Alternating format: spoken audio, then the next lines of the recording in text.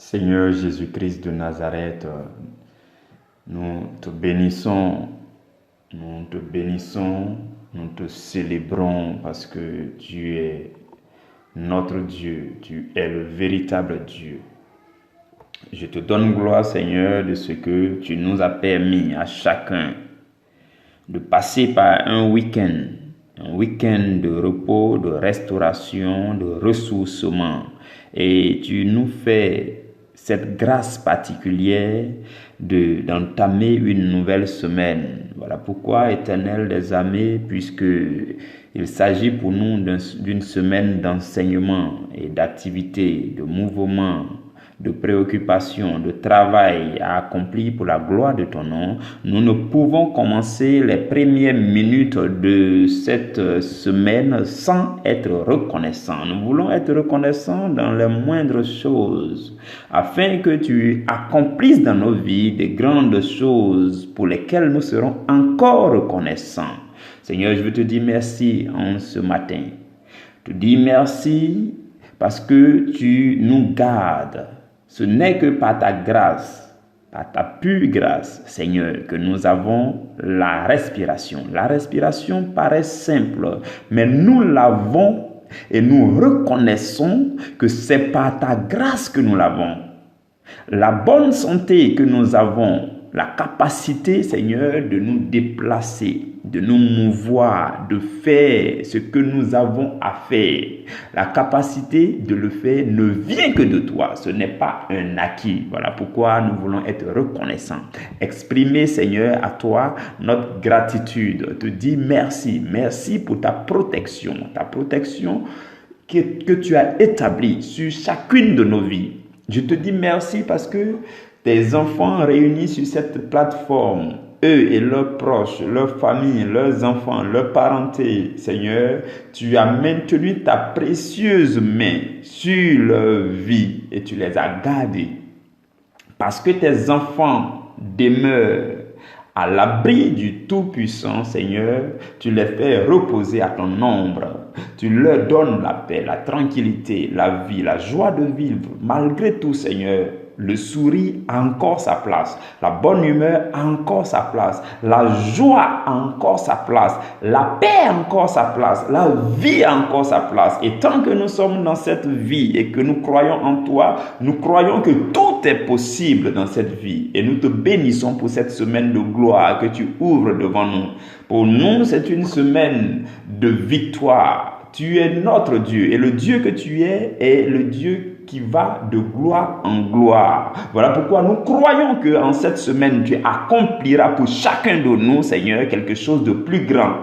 Nous voulons te découvrir. Nous voulons découvrir que tu es un Dieu qui est plus grand que le Dieu que tu as été la semaine dernière. Nous voulons découvrir que tu es un Dieu qui est plus merveilleux, qui est beau, admirable, puissant, agissant dans nos vies, plus que tu l'as été la semaine dernière. Voilà pourquoi nous te donnons par avance une offrande de remerciement. Nous te bénissons pour tout ce que tu as accompli dans nos vies durant cette semaine déjà. Nous te bénissons, Seigneur, pour tous les combats que nous avons remportés. Nous te bénissons, Seigneur, de ce que tu nous as fait triompher dans toutes les situations compliquées, aussi compliquées qu'elles peuvent être et qui veulent se présenter devant nous en cette semaine. Nous les avons traversées, nous les avons surmontées, nous les avons vaincues parce que le nom de Jésus est avec nous tout au long de cette semaine. Nous désirons, Seigneur, marcher dans ton nom. Nous désirons que ton nom règne dans nos cœurs, dans nos pensées, sur nos lèvres, dans nos maisons, dans nos actions, dans nos propos. Nous désirons ardemment que le puissant nom de Jésus-Christ remplisse nos vies. Et alors, nous marcherons dans l'assurance, dans la tranquillité, dans la paix et dans l'assurance que nous serons plus que vainqueurs. Nous sommes plus que vainqueurs. Et tu as dit que toutes choses doivent concourir au bien de ceux-là qui t'aiment. Nous sommes rassemblés ici sur cette plateforme. Et la preuve que nous t'aimons, c'est que nous t'offrons chaque première minute, Seigneur, de chaque jour. Nous te les consacrons. Nous te les donnons en offrande dans une méditation. Voilà pourquoi, Roi de gloire, quand tu nous regardes, nous sommes convaincus que cela te fait plaisir et nous savons que, Roi de gloire, tu fais concourir toutes choses à notre bien. Cette semaine, nous voulons marcher avec toi. Cette semaine, nous voulons marcher avec toi. Aujourd'hui commence la semaine, maintenant commence la semaine. Nous saisissons les extrémités de cette semaine. Je saisis par le nom de Jésus les extrémités de cette semaine. Je les remue pour chacun de tes enfants. Je remue les extrémités de cette semaine pour chacun de tes enfants sur cette plateforme. Je les remue afin que les fruits mûrs de cette semaine, la meilleure production de chaque endroit où tes enfants se trouvent, que ces fruits mûrs tombent dans leur grenier en cette semaine pour la gloire de ton nom. Et parce que tes enfants sont fidèles, tu vas le faire. Parce que toi aussi, tu es plus que fidèle. Nous te bénissons de ce que ta parole que nous entendons à longueur de journée, chaque jour, Seigneur, parce que nous continuons à cultiver de l'amour pour ta parole, l'amour pour ta personne, Seigneur. Tu décides, Seigneur, d'être fidèle dans nos vies, de répandre sur nos vies la grâce en abondance. Voilà pourquoi, dans le nom de Jésus, je déclare la grâce de la santé tout au long de cette semaine sur chacun de tes enfants. Je proclame la grâce de la joie, de la bonne humeur, de la paix du cœur, de la quiétude tout au long de cette semaine pour chacun de tes enfants. Roi de gloire, je te les soumets en cette semaine. Je les soumets à ta grâce. Je te les consacre entièrement en cette semaine. Je prie que, Seigneur, ton Esprit Saint, le Paraclet, le Consolateur, vienne et qu'il soit notre meilleur ami, le meilleur ami de chacun à l'endroit où il se trouve. Peu importe ce qu'il a entrepris faire cette semaine, je prie que le Saint-Esprit descende et l'accompagne en chaque chose au nom de Jésus-Christ de Nazareth. Je prie que le ministère des anges se manifeste, le ministère des anges se fasse réel, véritablement réel dans la vie de chacun. Je prie que ta grande sagesse, l'esprit supérieur que tu as donné aussi à Daniel, que cet esprit supérieur se manifeste dans la vie de tes enfants en cette semaine. Ils font toutes choses de façon excellente et avec aisance, parce que le Saint-Esprit est là, parce que la sagesse divine est là, parce que les anges sont à nos côtés. Tu as dit dans Hébreux 1, verset 14, tu dis que les anges sont des serviteurs qui ont été envoyés pour accomplir ta volonté parfaite dans nos vies. Voilà pourquoi je déclare maintenant que les anges se mobilisent pour chacun de tes enfants afin d'accomplir ta volonté parfaite dans la vie de chaque personne sur ce groupe en cette semaine. Je le déclare et je le scelle dans le précieux sang de Jésus-Christ et je bénis ton nom de ce que tu l'as accompli.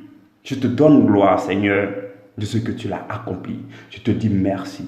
Merci infiniment, Père. Tu es le merveilleux Père, le Père le plus excellent. Béni sois-tu pour tout ce que tu accomplis dans nos vies. Béni sois-tu parce que tu es le Dieu fidèle, parce que tu es le Dieu saint. Tu es le Dieu infiniment amour. Ton amour nous couvre. Ton amour nous enveloppe entièrement. Et nous vivons dans la sérénité, dans l'assurance que tu es là. Tu es là, tu nous aimes. Tu nous aimes.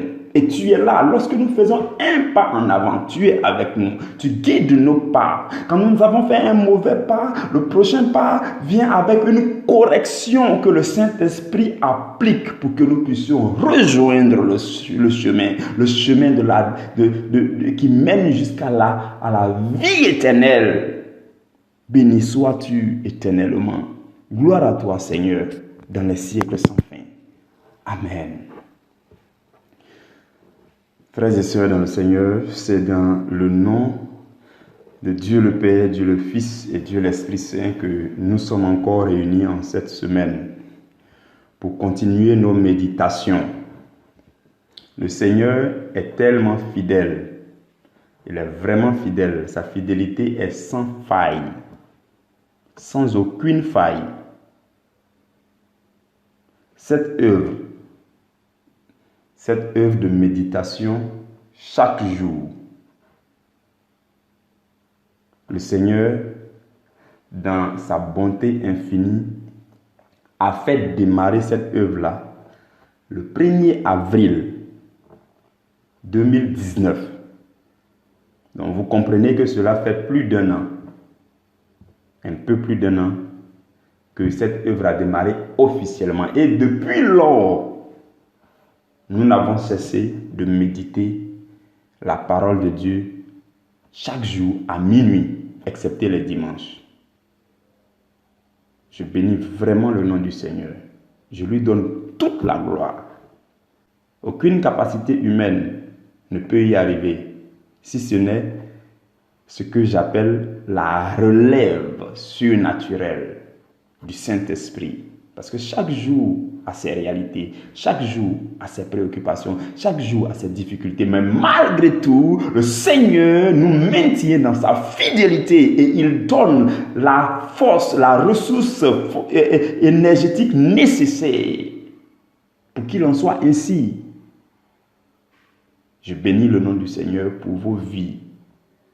Ce que vous faites, j'appelle ça une belle obéissance. C'est tellement admirable aux yeux du Seigneur.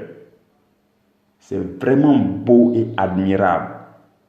Il n'est pas donné à tout le monde d'être humble comme vous le faites et de tendre l'oreille à une prédication chaque jour. Une prédication venant de quelqu'un que pour certains, on ne l'a pas encore vu, on ne le connaît même pas. Mais nous savons une chose, c'est qu'il semble que, ou alors, c'est comme si c'est Dieu qui parle à travers lui. Et ce pauvre canal que je suis, le Seigneur utilise pour atteindre vos cœurs. Voilà pourquoi grande est ma joie de servir à l'œuvre du Seigneur. Et je sais que le Seigneur fera de grandes choses dans vos vies. Voilà pourquoi la Bible dit, recevez avec douceur la parole de Dieu qui est plantée en vous. Parce que c'est cette parole qui peut sauver vos âmes. Et je suis convaincu dans le Seigneur que vous tous ici, nous tous ici, mes frères et mes sœurs, nous nous retrouverons auprès du Seigneur Jésus-Christ, chacun sur un trône glorieux, merveilleux, un beau trône à côté du Seigneur. Voilà pourquoi je suis persuadé par avance que si le diable avait préparer un trône pour vous en enfer, ce trône-là a été écrasé, brisé il y a longtemps. À partir du moment où vous êtes connecté ici, si l'ennemi avait prévu pour vous un trône en enfer, dès l'instant que vous avez intégré cette plateforme et que vous commencez à écouter le message, ce trône-là est brisé. Parce que ici, l'Éternel des armées veut dépeupler l'enfer. Votre place n'est plus en enfer. Vous êtes condamné au ciel. Et je le déclare à tous les ennemis de vos âmes. Je le déclare, je le répète. Le Seigneur Jésus a déjà remporté cette victoire sur le bois de la croix. Il les a livrés en spectacle. Il les a livrés publiquement en spectacle. Il a triomphé de toute domination, de tout démon. Jésus a triomphé de tout esprit de mort, de tout esprit de sorcellerie, de tout esprit de mari de nuit, de tout esprit de femme de nuit, de tout esprit démoniaque. Jésus les a vaincus sur le bois de la croix. Et leur patron le sait. Voilà pourquoi je déclare que il laisse vos âmes en paix. Il lâche prise de votre destinée. Je brise ces griffes autour de vos vies dans le nom de Jésus-Christ de Nazareth. Et comme vous croyez, c'est ce qui va arriver dans vos vies. Il n'y a plus de choix parce que vous croyez en cette parole. Et Jésus a dit qu'il vous sera fait selon votre foi. Et parce que vous croyez, il vous a été fait selon votre foi. Nous sommes plus que vainqueurs par celui qui nous a aimés et qui s'est livré lui-même pour nos vies. Jésus-Christ de Nazareth. Mes frères et mes sœurs, vous êtes bénis. Nous sommes des gens que Dieu veut choisir ou alors que Dieu est en train de choisir. Nous sommes dans les temps qui sont les derniers. Dieu est en train de se choisir des gens à travers les nations. Des gens qui vont militer pour ce dernier grand réveil mondial. Dieu se choisit ces personnes. C'est des personnes qui ne ressemblent à rien. Paul dit, nous tous qui avons été appelés, nous ne sommes pas sages aux yeux des hommes, nous ne sommes pas intelligents. Ce n'est pas parce que nous sommes intelligents que Dieu nous a appelés. Ce n'est pas parce que nous sommes sages, ce n'est pas parce qu'on parle correctement le français, ce n'est pas parce qu'on s'exprime bien, ce n'est pas parce qu'on est allé loin à l'école que Dieu nous a appelés. Non. La Bible dit que Dieu prend les choses folles, les choses viles, les choses qui n'existent pas, les choses faibles, Dieu les prend pour confondre le monde entier. Parce que ce qui rend excellent, ce n'est pas le bagage intellectuel, mais c'est le Saint-Esprit. Et l'Esprit de Dieu fera de vous des gens extraordinaires, des gens excellents. Je nous l'ai déjà dit, on parle de confinement ici et là. Mais pendant ce temps, Dieu est en train de vous préparer dans le secret.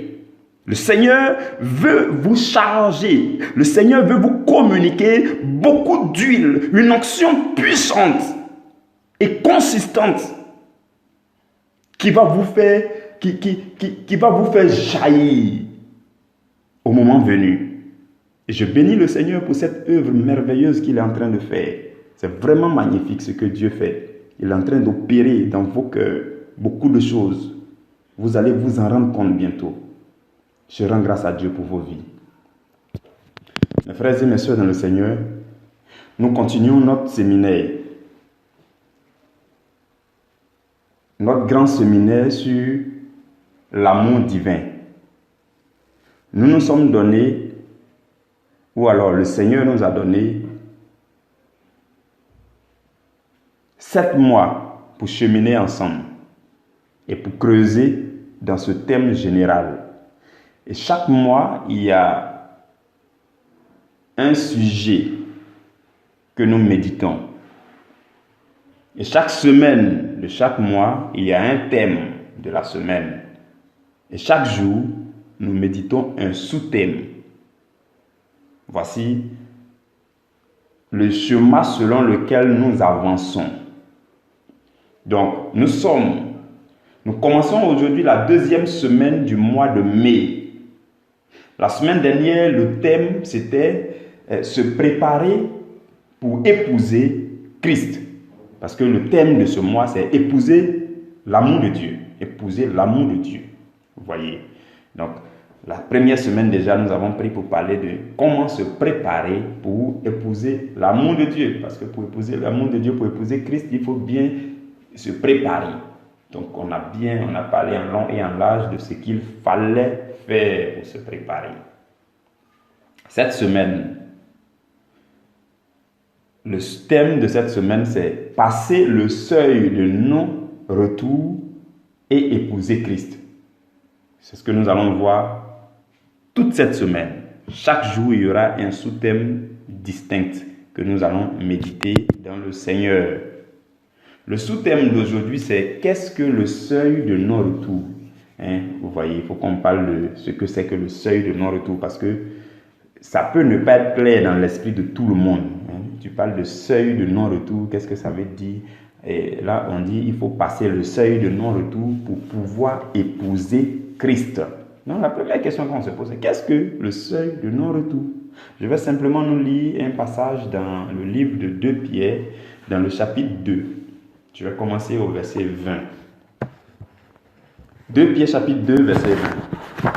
En effet, si après s'être retiré des souillures du monde, par la connaissance du Seigneur et Sauveur Jésus-Christ, ils s'y engagent de nouveau et sont vaincus, leur dernière condition est pire que la première. Car mieux valait pour eux n'avoir pas connu la voie de la justice que de l'avoir connue et de se détourner du saint commandement qui leur avait été donné. Il leur est arrivé ce que dit un proverbe vrai. Le chien est retourné à ce qu'il avait vomi, et la truie lavée s'est vautrée dans le bourbier. Parole du Seigneur. Nous rendons grâce à Dieu. Frères et sœurs dans le Seigneur, nous allons y aller rapidement. Nous sommes en train de découvrir le Seigneur, nous sommes en train de connaître le Seigneur. Souvenez-vous que le mois dernier, tout ce que nous avons étudié, c'est connaître l'amour de Dieu. Et donc, nous avons enseigné sur comment connaître l'amour de Dieu. Et même la semaine dernière, nous sommes allés un peu plus loin pour parler de comment découvrir Christ. Et pour nous ramener un peu à cette image-là que je nous ai donnée dès le début, je nous ai dit, quand on considère un homme et une femme dans un mariage, les premières étapes, la première étape officielle, officielle devant Dieu et les hommes, on appelle ça le mariage. Et je nous ai dit que le mariage, le fait de se marier est différent du fait de s'épouser. On se marie d'abord, ce sont des formalités devant tout le monde. Et quand on finit de se marier, on commence à vivre ensemble. Et quand on commence à vivre ensemble, c'est là qu'on se découvre mieux. C'est là qu'on se connaît mieux. Et je nous ai dit, je l'ai affirmé, je le répète, je dis que si vous n'avez pas dormi avec quelqu'un, vous ne vous êtes pas réveillé avec la personne, vous n'avez pas vu son visage de matin, son visage du soir, son visage quand il est en train de dormir et puis vous vous êtes réveillé. Tout ça, quand vous n'avez pas vu tout ça, que vous n'avez pas vécu avec la personne plusieurs instants de chaque journée, plusieurs mois, vous ne pouvez jamais connaître cette personne. Et j'ai dit aussi que, en réalité, un homme et une femme ne se connaissent jamais avant d'entrer dans le mariage, avant de commencer à habiter ensemble. Je suis un homme marié, je sais de quoi je parle. Même si je ne suis pas un très ancien marié. Alors, ce n'est qu'après le mariage qu'on commence à se découvrir. Et quand on se découvre et qu'on s'accepte, malgré tout, et qu'on dit, bon, ce qu'il a fait, ça ne me convient pas, ça me fait mal, mais à cause du Seigneur, je laisse tomber et je réapprends à l'aimer, ainsi de suite, ainsi de suite. Quand vous découvrez le maximum de facettes de l'autre, et que malgré ça, vous réussissez à l'accepter, alors vous adhérez à sa vie. C'est à partir de cet instant qu'on dit que vous l'avez épousé. Donc, en réalité, monsieur et madame s'épousent réellement bien après le mariage. Pour certains, ça peut être 3 mois, 4 mois, 5 mois, 1 an. D'autres, ça peut être 10 ans. Il y en a, c'est 30 ans. Ils vivent le mariage, c'est l'amertume du début jusqu'à la fin. Jusqu'à présent, ils ne se sont pas encore acceptés. Ils ne se sont pas encore épousés. Mais à cause des yeux de l'extérieur, ils rassemblent toutes leurs forces pour couvrir ce qu'ils vivent. Vous voyez. Et je nous ai dit aussi que si les deux ne parviennent pas à s'épouser, le divorce est toujours possible. Par contre, quand ils dépassent une limite que j'appelle la limite de non-retour, Le seuil de non-retour, quand ils dépassent ça net, ça veut dire qu'ils ont accepté le maximum de comportement de l'autre. J'ai réussi à adhérer à sa vie. Au jour le jour maintenant, peu importe ce qu'il fait, ça ne me fait plus mal, je l'ai accepté. Je l'aime malgré cela. Donc quand on passe cette limite, on dit on a passé le seuil de non-retour. Le divorce n'est presque plus possible. Et c'est là qu'on dit on s'est épousé et on commence à s'aimer. Si vous n'avez pas épousé quelqu'un véritablement, vous ne pouvez pas l'aimer comme il se doit. L'amour véritable ne commence qu'après qu'on se soit épousé. Ok, ça c'est l'image que je nous ai donnée dès le début. Donc vous comprenez ce que c'est que le seuil de non-retour. Dans notre relation avec Jésus, Jésus nous a déjà épousés. Il est déjà l'époux parfait. Il a fait tout ce qu'il faut. Jésus nous a acceptés. Il nous a découvert. Lui, il a découvert que vous et moi, on est pécheurs. On est mauvais. On parle mal, on se fâche vite, on parle mal aux autres, on ne le respecte pas lui Jésus, on pêche contre lui. Tout ça Jésus a déjà découvert et Jésus nous a acceptés. C'est à nous maintenant qu'il appartient de découvrir Jésus. Et si nous aussi à notre tour on accepte Jésus, on dira que Jésus et nous, on s'est épousés. Jésus nous a épousés. Mais la question c'est, est-ce que toi et moi, nous avons réellement épousé Jésus? Parce qu'il faut que ce soit dans les deux sens pour qu'on dise que les deux sont époux et épouses véritables. Beaucoup d'entre nous ne sont pas encore devenus épouses de Jésus. Et c'est ce que nous sommes en train d'apprendre durant ce mois. Comment épouser Jésus? Parce qu'il faut parvenir à l'épouser pour que tu puisses l'aimer malgré tout. Il y a beaucoup, aujourd'hui, il suffit de montrer un petit verset biblique qui les bloque. Et à cause de ce verset biblique, ils se rendent compte qu'en fait, ils n'ont pas encore accepté Jésus. Accepté Jésus dans le sens qu'ils n'ont pas encore accepté cette parole-là. Vous voyez. Et nous avons vu que accepter Jésus, connaître Dieu, c'est découvrir Jésus, les paroles de Jésus, être confortable avec les paroles de Jésus, être à l'aise avec les paroles de Jésus, accepter Jésus. Vous voyez, c'est ça. Et quand tu as accepté le maximum des exigences de Jésus, le maximum de paroles dures de Jésus, des versets difficiles qui t'interdisent de faire des choses que tu veux faire selon la chair.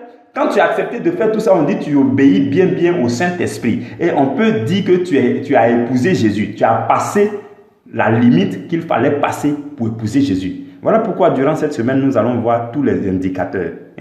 Je vais nous montrer par le Saint-Esprit et à travers la Bible aussi, je vais nous montrer comment vous pouvez faire pour savoir que vous avez passé le seuil de non-retour. Voilà pourquoi ce que j'appelle le seuil de non-retour, là, c'est une limite qui est là. C'est comme un petit barrage qui est là. Voilà, nous tous on quitte du côté gauche, on est en train de venir, on est en train de marcher. Cette semaine-là, vous allez voir qui sont ceux qui ont dépassé un peu le barrage, qui sont ceux qui sont encore derrière, qui sont ceux qui sont un peu proches. Chacun va trouver sa position en cette semaine à travers ce que je vais nous donner. Et chacun saura quel est le trajet qu'il a déjà fait et quel est le parcours qui lui reste à faire. Ainsi de suite. Et chacun pourra travailler de façon pratique pour épouser Jésus. Pour épouser Jésus.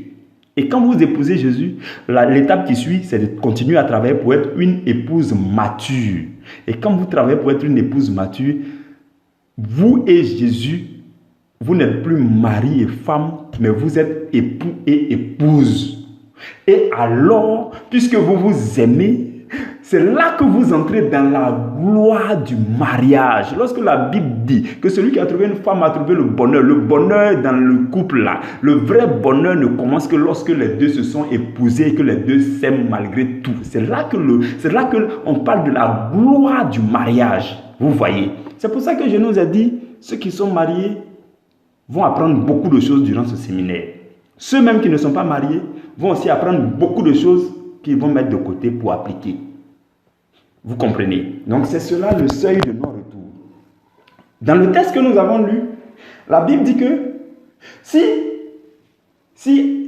existe des gens qui, après avoir laissé les souillures de ce monde, et ils se sont engagés dans la connaissance du Seigneur, comme nous sommes en train de faire, la connaissance du Seigneur Jésus, ils ont appris. Et puis, après, s'ils n'ont pas pu passer la limite de non-retour là, et qu'ils reviennent à leur vomissure, leur condition est plus grave que la première condition qu'ils avaient.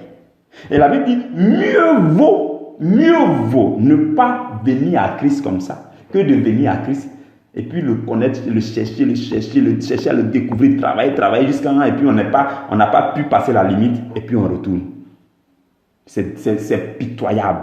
Et puis c'est dangereux. C'est ce genre de personnes, quand vous les rencontrez, ils sont dans une religion bizarre là-bas. C'est eux qui vont vous dire, oh non, mais moi j'ai été chrétien. Oh non, il n'y a rien là-bas. Oh non, mais j'ai lu toute la Bible. Oh non. Ils n'ont rien fait. Ils n'ont rien fait. Ils n'ont pas simplement pu épouser Jésus. Ils n'ont pas dépassé le seuil de non-retour. Donc, le divorce a été possible. Et ils ont divorcé Jésus, ils sont partis. Mes frères et mes sœurs, si vous voyez qu'on est en train d'enseigner ces choses, c'est parce que sur ce groupe-là, si le Seigneur nous a réunis ici, le Seigneur veut se choisir des gens qui vont désirer, ou alors qui vont décider de marcher avec lui à jamais. C'est-à-dire quand vous allez travailler pour dépasser le seuil de non-retour, c'est fini. Personne ne va venir vous dire quoi que ce soit et puis vous allez comprendre. Votre foi est enracinée dans le Seigneur. Votre amour est dans l'amour du Seigneur. L'amour du Seigneur est dans votre amour. Vous vous êtes épousés et vous commencez à vivre la gloire du mariage. C'est pour ça, cette semaine aussi, je vais vous parler de la jalousie de Dieu. Vous allez comprendre ce que c'est que la jalousie de Dieu. Quand Dieu te jalouse, là, c'est fini, tu es à l'aise. Non. La Bible dit, il dit dans sa parole, il dit qu'il peut donner des nations à ta place. Quand tu as dépassé le seuil de non-retour, là, tu es épouse légale de Dieu. Il peut tuer des gens à cause de toi. Je vais vous parler. Il y a des hommes de Dieu, à cause de Dieu, renvoie des gens dans la société, ou bien Dieu tue des gens. Quand c'est comme ça, c'est la jalousie, la belle jalousie de Dieu qui se manifeste à ton égard. Il faut que nous puissions bénéficier de ces choses. Je pense que le sous-thème de vendredi, nous allons parler de cela. Vous comprenez, mes frères et mes sœurs. Restons connectés, restons ensemble cette semaine et nous allons y aller pas à pas pour découvrir beaucoup de bonnes choses que le Seigneur a mis en réserve pour nous. Pour aujourd'hui, c'était pour consacrer la semaine, prier, consacrer la semaine et demain, nous entrerons dans le vif du sujet. Demain, nous allons étudier le tout premier sous-thème et les autres suivront. Que le Seigneur vous garde, que le Seigneur vous bénisse. Que la main du Seigneur demeure sur vous tout au long de cette semaine. Que l'Éternel demeure votre berger en tout. Parce que c'est le seul berger qui conduit dans de verts pâturages, qui vous fait reposer dans les eaux du repos, près des eaux du repos. C'est lui qui va répandre sur vous sa protection, qui va vous garder. Sa houlette et son bâton vont assurer votre protection tout au long de cette semaine. Que Dieu vous bénisse abondamment dans le puissant nom de Jésus-Christ de Nazareth. Amen.